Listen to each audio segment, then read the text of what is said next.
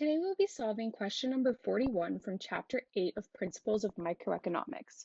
This question asks us to solve for some values of a computer store selling computers for a certain fixed cost and a certain given marginal cost. With these values, it wants us to find the variable cost, total cost, and average variable cost.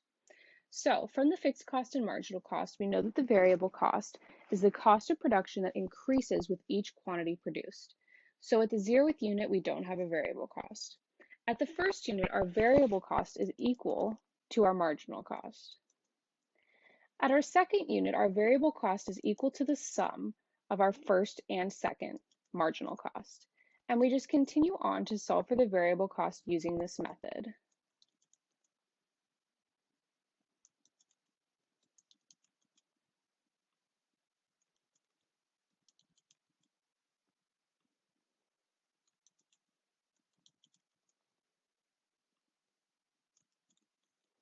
Now to find the total cost, we know that the total cost is the sum of the variable cost and the fixed cost. So we can just do the sum of the fixed cost and the variable cost.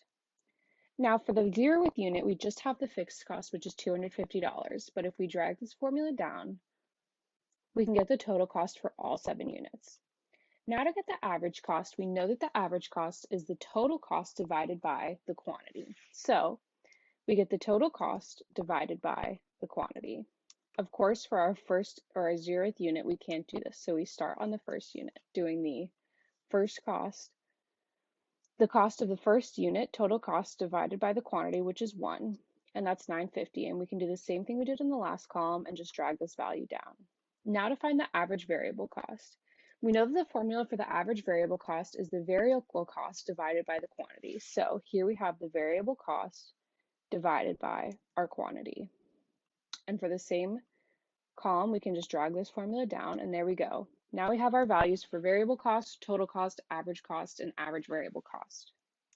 Part 2 of this question wants us to find the zero profit point and the shutdown point for this company. Now we know that the zero profit point is going to be where the marginal cost equals the average cost.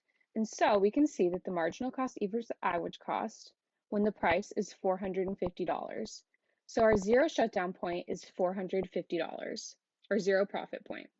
Our shutdown point is where the marginal cost equals the average variable cost. So we can see that the marginal cost equals the average variable cost at 400 or 5 units. So the price at the shutdown point is $400.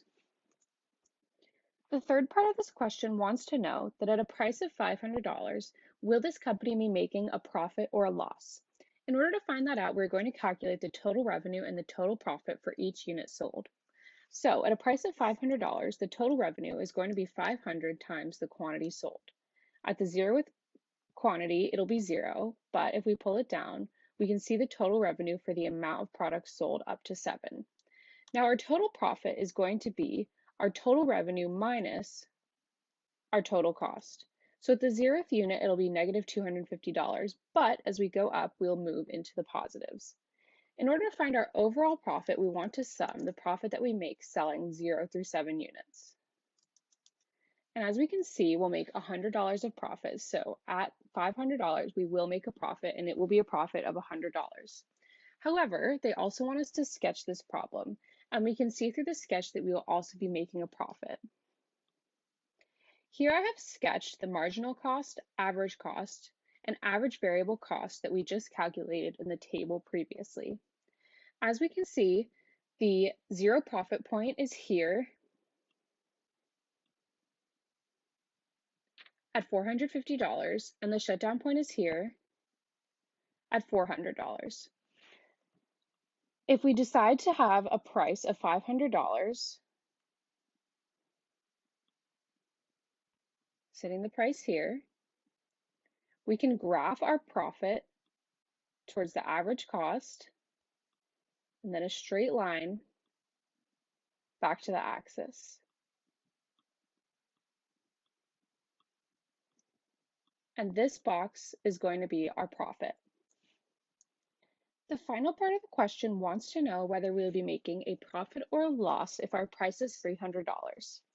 So we can do exactly what we did before, but change our price to $300, and it will change our total revenue and our total profit. As you can see, our profit would be negative $5,500, and we would not make a profit at all, we would make a loss.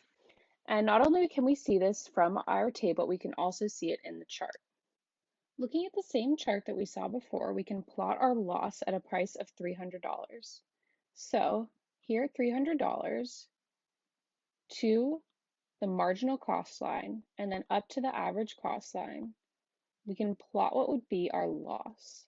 And this area of this box would be our loss of $5,500.